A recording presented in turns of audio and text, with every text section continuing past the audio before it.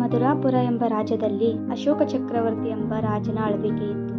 ಅವನು ಒಂದು ದಿನ ವಿಶ್ರಾಂತಿ ಮಾಡುತ್ತಿರುವಾಗ ಅವನ ಧರ್ಮಪತ್ನಿಯಾದ ಆಶಾರಾಣಿ ಹತ್ರ ಮಾತಾಡುತ್ತಿರುತ್ತಾನೆ. ನನ್ನ 3 ಹೆಣ್ಣು ಮಕ್ಕಳು ನನ್ನನ್ನು ಎಷ್ಟು ಇಷ್ಟಪಡುತ್ತಾರೆ ಎಂದು ತಿಳಿದುಕೊಳ್ಳಬೇಕಲ್ಲ ಅಂತ ಹೇಳ್ತಾನೆ. ಆಗ ಆಶಾರಾಣಿಯು ಅದನ್ನು ಹೇಗೆ ಕಂಡುಹಿಡಿಯುತ್ತೀರಿ ಅಂತ ಕೇಳುತ್ತಾಳೆ. ನಾನು ಅದಕ್ಕೆ ಪರೀಕ್ಷೆ ಒಡ್ಡುತ್ತೇನೆ ಅಂತ ಹೇಳುತ್ತಾನೆ. ಯಾವ ಪರೀಕ್ಷೆ? ನೀನೇ ನೋಡುವಂತೆ ತಡಿ ಅಂತ ಹೇಳುತ್ತಾನೆ. ಯಾರಲ್ಲಿ ಅಂತ ಕರೆಯುತ್ತಾನೆ. ಆಗ ಅಲ್ಲಿಗೆ ಒಬ್ಬ ಸೈನಿಕ ಬರುತ್ತಾನೆ. ಅಪ್ಪನೇ ಮಹಾಪ್ರಭು ಅಂತ ಹೇಳುತ್ತಾನೆ. ಆಗ ರಾಜ, ಈ ಕೂಡಲೇ ನನ್ನ 3 ಜನ ಹೆಣ್ಣು ಮಕ್ಕಳನ್ನು ನನ್ನ ವಿಶ್ರಾಂತಿ ಕೊಠಡಿಗೆ ಹೇಳು ಅಂತ ಹೇಳುತ್ತಾನೆ. ಆಯಿತು ಮಹಾಪ್ರಭು ಅಂತ ಹೇಳಿ ಅಲ್ಲಿಂದ ಹೊರಡುತ್ತಾನೆ.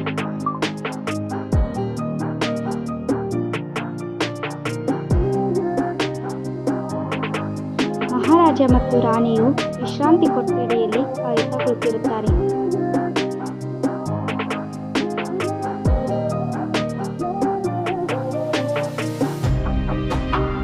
ಆಗ ಅಲ್ಲಿಗೆ ರಾಜನ 3 ರಾಜಕುಮಾರಿಯರು ಬರುತ್ತಾರೆ.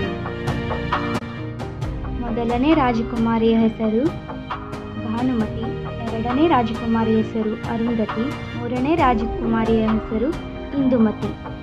ಇವರು 3 ರಾಜನ ಮಕ್ಕಳು.